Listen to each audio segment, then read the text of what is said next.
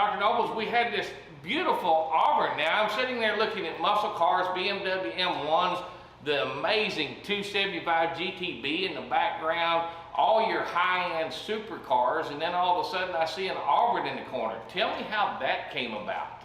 Well, it's kind of an interesting story. In all my companies, particularly my medical device companies, I come across lots of different kinds of people over the years, and whether they be physicians, patients, or customers, and sometimes they're just investors in the company. And along the way, I had developed a relationship with an investor who was a good friend, and he himself was a car, I guess you'd call him a dealer. He sold cars. He had a beautiful little company back east that sold a lot of antique cars. And through all of our communications, as he was becoming an investor in my company, he had shown me some of his cars. And as you know, because you've seen my collection, I don't have very many of your like Chevelles or Bel Airs or those types of cars.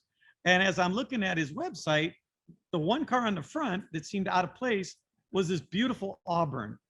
And I saw it and I thought, not normally my era, not normally a car I would have picked, but I just fell in love with it. It was so stunningly beautiful, that burgundy color, that little champagne accent, and it had a rumble seat, and it was so well restored and in such great condition. When I opened up and looked at the engine, which it looks exactly the same today, that painted green engine with that somebody loved this car and meticulously built it.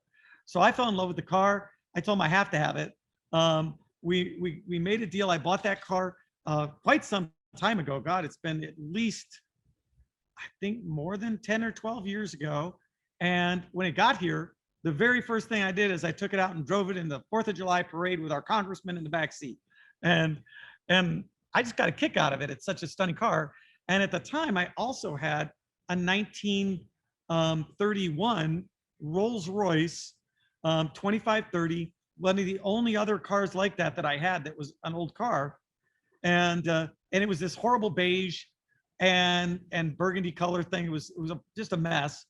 And the Auburn was so stunning that it inspired me to, and I'm the second owner on this 1931 car. That's how long I had it. I took this Rolls Royce out and I said to the guys doing the restoration, I said, see this Auburn? I want that Rolls Royce to look like this Auburn. I want the same color, the same accents, pull those painted wire wheels off, chrome them, make it look like it. And I love them both. So it's a phenomenal car. It can sit for a year. You get in, it starts right up, you drive it.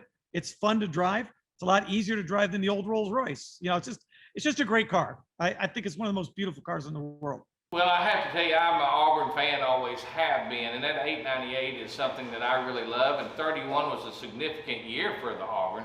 And so having it in our opportunity to sell in your collection, and it being kind of something that was the oddball of the collection, makes me like it even more. So, if everybody wants an opportunity to see a really nice Auburn 31 898A coming out of the Nobles collection, please take the opportunity to check us out on the web at thevaultms.com or check us out on sonicbidder.com. It's all going to be there for a show, and it's going to be sold at